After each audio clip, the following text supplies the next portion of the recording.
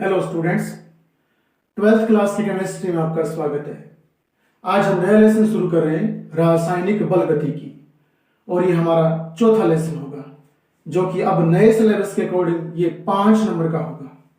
तो शुरुआत करते हैं रासायनिक बल गतिकी। जैसे नाम से पता चल रहा है, अंग्रेजी में कहते हैं केमिकल काइनेटिक्स। केमिकल काइनेटिक्स, रासायनिक बल गतिकी। तो याद रखना, रसायन विज्ञान की वह शाखा जिसमें रासायनिक अभिक्रियाओं के वेग को प्रभावित करने वाले कारक तथा अभिक्रिया की क्रियाविधि का अध्ययन किया जाता है, रासायनिक बल गतिकी कहलाती है। दोबारा फिर सुनिएगा, रसायन विज्ञान की वह शाखा, वह ब्रांच जिसमें अभिक्रियाओं के वेग को प्रभावित करने वाले कारक और रासायनिक अभिक्रिया की क्रियाविधि का अध्ययन किया जाता है। तो रसायन विज्ञान की उस ब्रांच को, उस शाखा को रासायनिक बल गतिकी कहा जाता है। सबसे पहले पढ़ते हैं अभिक्रिया का वेग। अभिक्रिया का वेग, रेट ऑफ रिएक्शन, अभिक्रिया का वेग। तो याद रखना, इकाई समय में क्रिया कारक और उत्पादों की सांद्रता में होने वाला परिवर्तन अभिक्रिया वेग कहलाता है।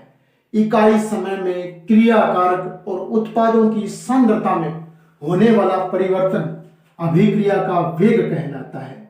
मैं आपको एग्जाम्पल के रूप में समझाऊं तो देखना, जैसे N2 और H2 जब गैसीय अवस्था में मिलती हैं तो याद रखना अमोनिया बनती है, और N2 और H2 क्रिया कारक कहलाते हैं।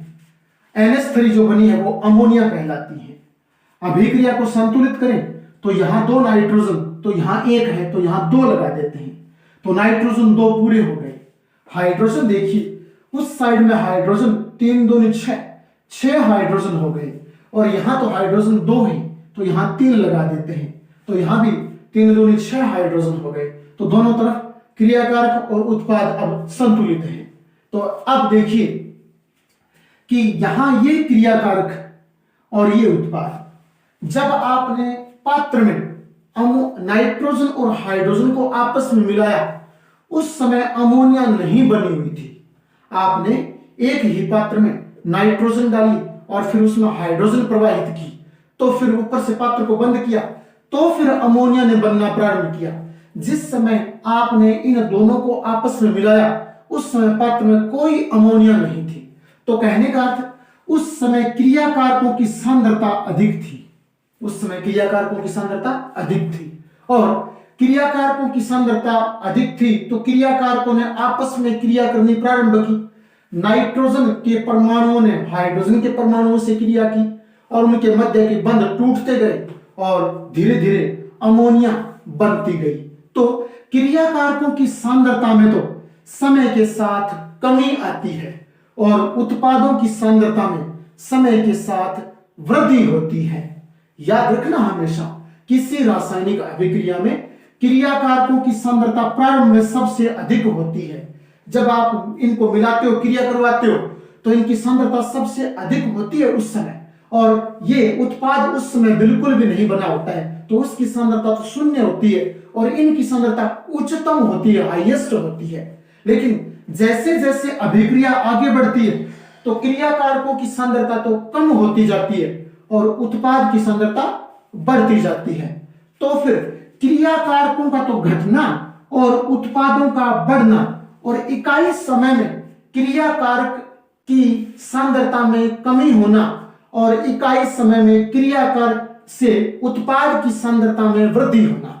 इकाई समय में क्रियाकारक की सांद्रता में तो कमी होना और उत्पाद की सांद्रता में वृद्धि होना, यही अभिक्रिया वेग है। तो इकाई समय में क्रियाकारक और उत्पादों की सांद्रता में होने वाला परिवर्तन अभिक्रिया वेग कहलाता है। और याद रखना, वेग 3 प्रकार का होता है। वेग है वो 3 प्रकार का होता है। तो 3 प्रकार का वेग जो होता है वो हमारे सिलेबस में है। पहले 1 नंबर पर आता है, याद रखना, जिसे हम कहते हैं प्रारंभिक वेग। कौन सा वेग? प्रारंभिक वेग कहलाता है, जो कि इनिशियल वेलोसिटी, प्रारंभिक वेग कहलाता है। फिर 2 नंबर पर आता है तात्क्षणिक वेग। तात्क्षणिक वेग किसी क्षण विशेष पर होने वाला जो वेग है वो तात्क्षणिक वेग कहलाता है। और फिर 3 नंबर पर जो है वो आता है वास्तविक वेग का प्रकार। तो पहला वेग प्रकार है अभिक्रिया का प्रारंभिक वेग। अभिक्रिया का प्रारंभिक वेग जब t बराबर 0 समय हो, परिभाषित कैसे करोगे? जब t बराबर 0 समय पर, जब t बराबर 0 समय पर अभिक्रिया प्रारंभ होती है, जब t बराबर 0 समय पर अभिक्रिया प्रारंभ होती है तो उसे अभिक्रिया का प्रारंभिक वेग कहा जाता है। जिस प्रकार मान लीजिए कि H2 और I2 में आप अभिक्रिया करवा रहे हो और उत्पाद बनेगा 2HI, तो क्रियाकारक की आपस में क्रिया जब आप करवाते हो, कहने का अर्थ H2 में आपने I2 मिलाया या फिर I2 में H2 मिलाया, जिस समय दोनों को आपस में मिलाया उस समय कहूंगा t बराबर 0, और उस समय पर जो वेग शुरू होता है उस वेग को कहते हैं अभिक्रिया का प्रारंभिक वेग। जब t बराबर 0 समय पर अभिक्रिया प्रारंभ होती है, इन दोनों के मध्य अभिक्रिया प्रारंभ होती है तो उसे अभिक्रिया का प्रारंभिक वेग कहा जाता है। t बराबर 0 समय पर जब अभिक्रिया प्रारंभ होती है उस समय अभिक्रिया के वेग को प्रारंभिक वेग कहा जाता है। और याद रखना वेग को हमेशा v वेलोसिटी से दर्शाते हैं। तो याद रखना इनकी सांद्रता भी c मानो, इनकी सांद्रता भी c। समय के साथ इनकी सांद्रता में तो कमी आती है, इनकी सांद्रता बढ़ती जाती है। c मींस कंसंट्रेशन, सांद्रता। इनकी सांद्रता यानी मात्रा और ये भी सांद्रता यानी मात्रा। समय के साथ क्रियाकारकों की सांद्रता तो घटती जाती है तो परिवर्तन इनमें भी हो रहा है। उत्पादों की सांद्रता बढ़ती जाती है तो परिवर्तन उसमें भी हो रहा है, क्योंकि शुरू में इनकी सांद्रता सर्वाधिक होती है, उस समय उत्पादों की सांद्रता शून्य होती है। जैसे जैसे अभिक्रिया प्रारंभ हो जाती है, टी के बाद 1 सेकंड, 2 सेकंड, 3 सेकंड ऐसे होते जाते हैं, समय बीतता जाता है, वैसे वैसे इनकी सांद्रता में कमी आती है, इनकी सांद्रता में वृद्धि होती है। तो बताइए सांद्रता में परिवर्तन होता है कि नहीं होता? इनकी सांद्रता में तो कमी आती है तो मैं लिखूंगा बराबर के बाद माइनस लगा लूंगा। इनकी सांद्रता में वृद्धि होती है तो याद रखना प्लस लगा लूंगा। तो v वेग निकालूंगा तो v इज इक्वल टू, इनकी सांद्रता में कमी आती है तो माइनस लगाऊंगा, इनकी सांद्रता में वृद्धि होती है तो प्लस लगाऊंगा। और याद रखना यहां डेल्टा c कर दूंगा। c क्या है? सांद्रता। c क्या है? सांद्रता। और सांद्रता याद रखना क्रियाकारक और उत्पादों की सांद्रता का अंतर है, तभी मैंने डेल्टा लिखा है यहां डेल्टा, और बटे में डेल्टा टी, बटे में डेल्टा टी यानी क्रियाकारकों को टूटने में लगा समय और उत्पादों को बनने में लगा समय है उसका अंतर। तो ये हो गया हमारा तात्क्षणिक प्रारंभिक वेग, अभिक्रिया का प्रारंभिक वेग। और प्रारंभिक वेग में एक ग्राफ आता है, ग्राफ को आप थोड़ा ध्यान में रखना। ग्राफ ये होता है कि प्रारंभिक वेग में एक्स अक्ष जो है उस पर तो हम समय लिखते हैं, एक्स अक्ष पर हम समय लिखते हैं स्मॉल टी, एक्स अक्ष पर तो समय स्मॉल टी, और यहां सांद्रता c लिखी जाती है, सांद्रता c लिखी जाती है। तो याद रखना इन क्रियाकारकों की शुरुआत में जब t बराबर 0 समय, उस समय सांद्रता बहुत अधिक होती है, और जैसे जैसे समय बीतता है इनकी सांद्रता में कमी आती है, इनकी सांद्रता में वृद्धि होती है। तो इनकी सांद्रता में जो कमी आती है वो हम ग्राफ खींच रहे हैं। तो याद रखना इस प्रकार से सांद्रता में कमी आती जाती है, और ये इस प्रकार से यूं चलता है। यहां ये कभी इसको स्पर्श नहीं करता है, टच नहीं करता है, तो यहां हम लिखते हैं अनंत स्पर्शी। क्या लिखते हैं? अनंत स्पर्शी लिखते हैं। ये कभी टच नहीं करता है इसको। कौन? याद रखना यहां सांद्रता क्रियाकारकों की, यहां समय है, तो 0 समय पर याद रखना सांद्रता सर्वाधिक है। जब t बराबर 0 है तो इनकी सांद्रता सर्वाधिक है, सांद्रता सर्वाधिक है। जैसे जैसे यहां 1 सेकंड, 2 सेकंड, 3 सेकंड आएंगे वैसे वैसे इनमें क्रिया होगी तो ये सांद्रता घटती जाएगी, इनकी सांद्रता घटती जाएगी, इनकी सांद्रता घटती जाएगी। तो हमें वेग निकालना है। वेग हमेशा क्रियाकारकों से निकलता है, वेग हमेशा क्रियाकारकों से निकलता है। तो फिर इनको लूंगा मैं उत्पादों की सांद्रता लिखने की आवश्यकता नहीं है, हाँ अंतर जरूर लिख देंगे यहां पर, तो फिर सांद्रता हो गया।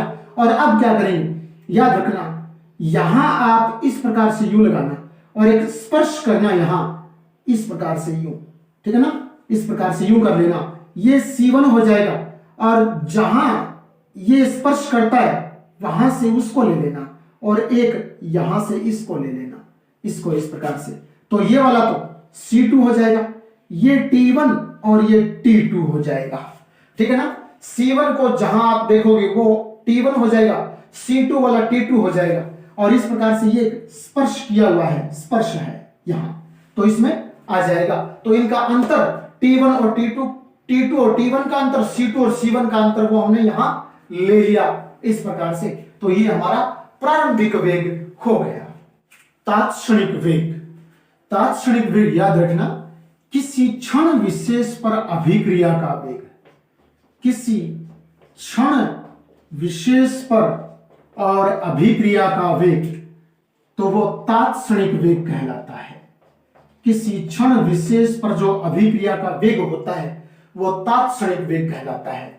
और याद रखना इससे हम व्यंजक के रूप में v is equal to plus minus dc बटा dt से दर्शाते हैं। मैं आपको बताता हूं कि यहां डेल्टा क्यों नहीं आया, पहले वाले में हमने यानी प्रारंभिक वेग में हम डेल्टा c बटे डेल्टा t लेते हैं, लेकिन यहां dc बटे dt क्यों लिया, तो याद रखना बताता हूं मैं कि हमें सांद्रता और समय के मध्य एक आरेख खींचना है। यहां समय हो जाएगा, x अक्ष पर समय हो जाएगा, y अक्ष पर सांद्रता c हो जाएगी। चलो मैं इसे हिंदी में सांद्रता c लिख देता हूं। और याद रखना कि प्रारंभ में जब अभिक्रिया प्रारंभ होती है तो यहां 0 समय पर, ठीक है ना, 0 समय पर क्रियाकारकों की सांद्रता सर्वाधिक होती है।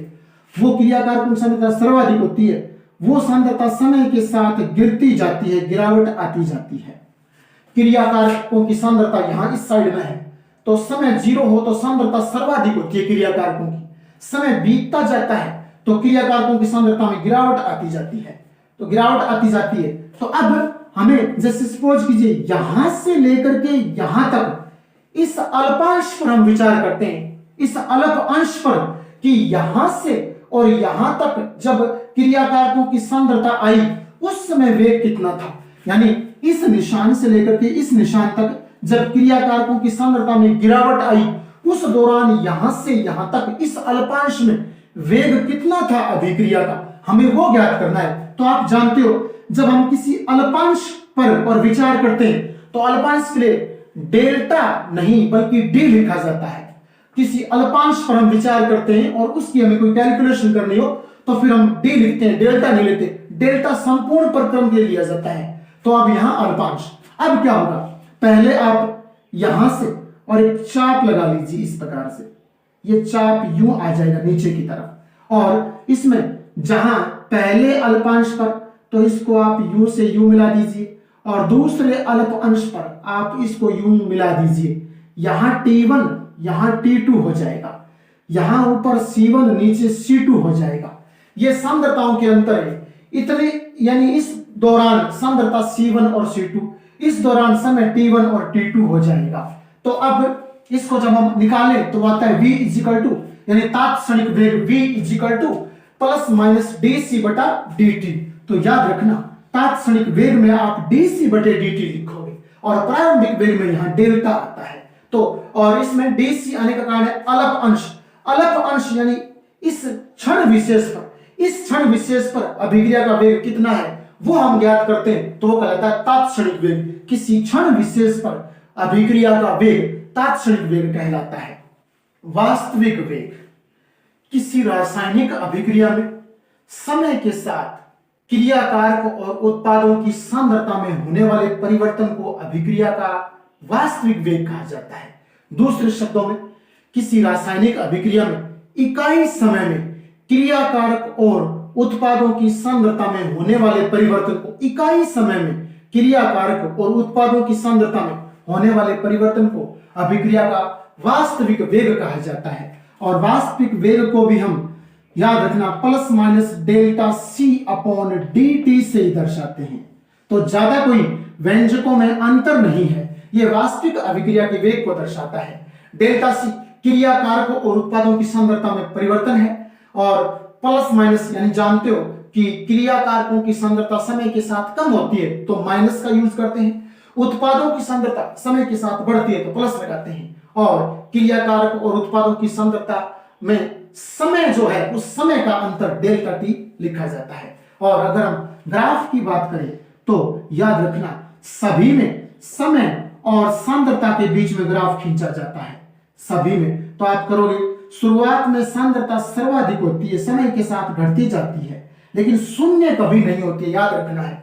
यहां ये स्पर्श नहीं करती तब हम लिखते हैं अनंत स्पर्शी, यानी कभी स्पर्श करती नहीं है, टच करती नहीं है, ये अनंत पर जाकर टच करती है तब इसे बोलते हैं अनंत स्पर्शी।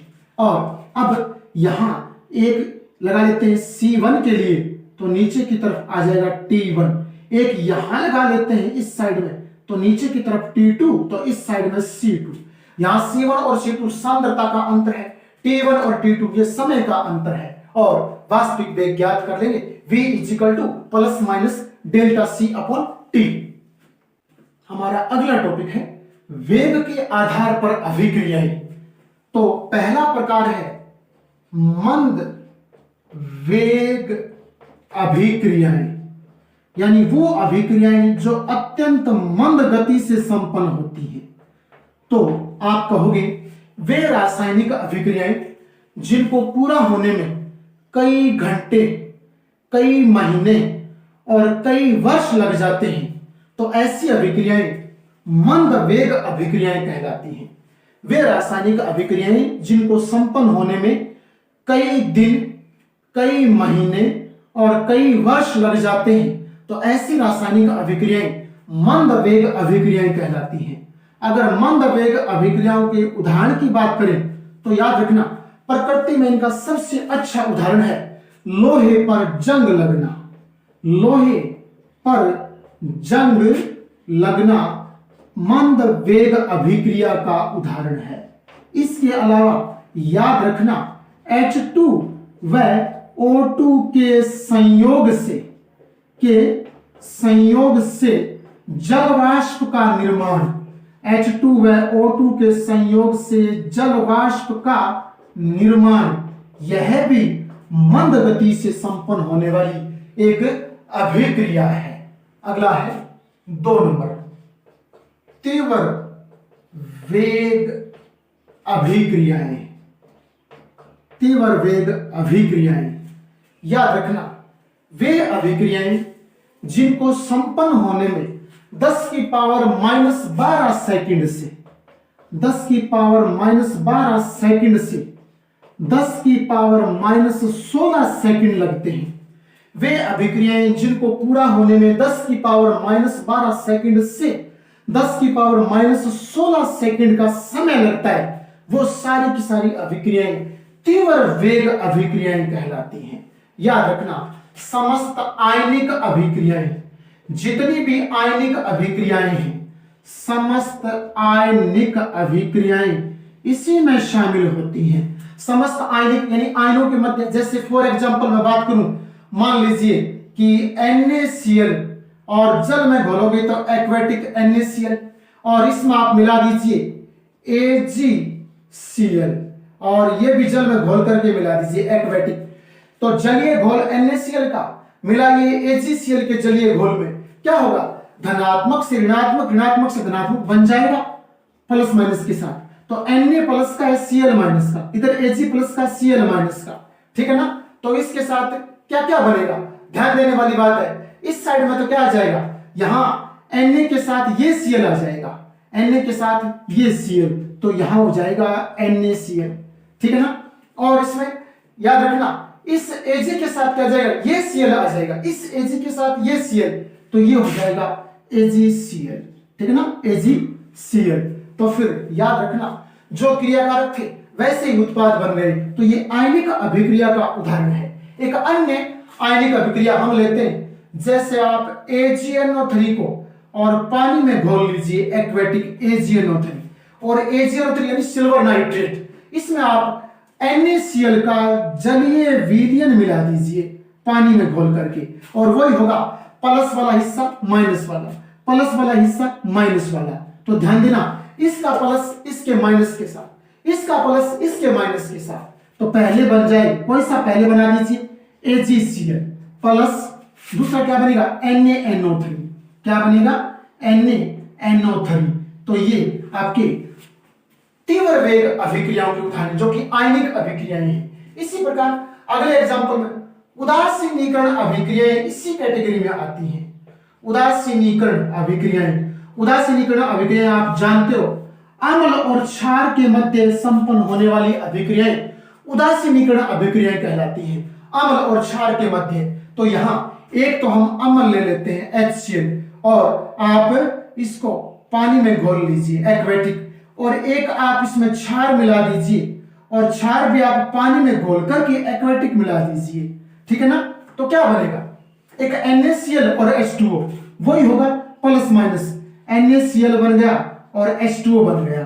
तो ये सारी की सारी उदासीनीकरण अभिक्रियाएं और समस्त आयनिक अभिक्रियाएं तीव्र वेग अभिक्रियाएं कहलाती है। मध्यम वेग अभिक्रियाएं, याद रखना, ऐसी अभिक्रियाएं जो ना तो तीव्र गति से संपन्न होती हैं और ना ही मंद गति से संपन्न होती हैं, तो ऐसी अभिक्रियाओं को मध्यम वेग अभिक्रियाएं कहा जाता है। और इसके उदाहरणों की बात करें तो याद रखना, एक होता है एस्टर, एस्टर का जल अपघटन इसी का उदाहरण है, एस्टर का जल अपघटन। और दूसरी बात करें हम तो याद रखना, शर्करा का प्रतिपन, शर्करा का प्रतिपन यानी शर्करा का टूटना भी इसी का एग्जाम्पल है। शर्करा का प्रतिपन और एस्टर का जल अपघटन। एस्टर का जल अपघटन समीकरण की बात करूं तो CH3 COO C2H5, ये एक एस्टर का उदाहरण है। एस्टर सुगंधित तो होते हैं, फलों जैसी गंध आती है, तो एस्टर आप ले लीजिए और उस एस्टर में जल मिलाइए, आप जल मिलाइए, और जल मिलाओगे तो ये टूट जाएगा दो भागों में, यहां CH3 COO माइनस और यहां से H आ जाएगा। CH3 COO माइनस वाला हिस्सा यहां से H, तो बन जाएगा एसिटिक अम्ल CH3 COOH, और फिर क्या बच गया, फिर हमारे पास C2H5 और इधर से OH बच गया, तो C2H5OH बच गया।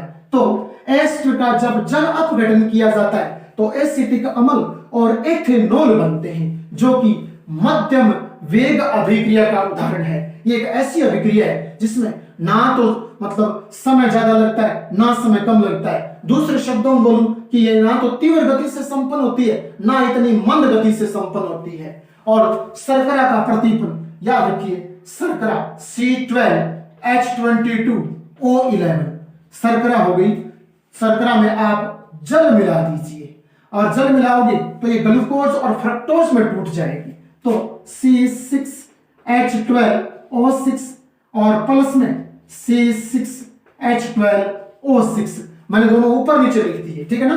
तो ये शर्करा है। शर्करा ये याद रखना, माल्टोज हो सकती है, सुक्रोज हो सकती है, लैक्टोज हो सकती है, क्योंकि सुक्रोज, लैक्टोज, माल्टोज तीनों के एक जैसे संरचना सूत्र होते हैं, अणु सूत्र, संरचना सूत्र एक जैसे होते हैं, सुक्रोज, लैक्टोज, माल्टोज। इनमें से एक ग्लूकोज और एक फ्रक्टोज होता है, सूत्र एक जैसे होते हैं, लेकिन क्रियात्मक समूह के अंतर से पता लगाते हैं कि कौन सा ग्लूकोज है, कौन सा फ्रक्टोज है, वो तो हम कार्बनिक रसायन में पढ़ेंगे, वहां बताएंगे।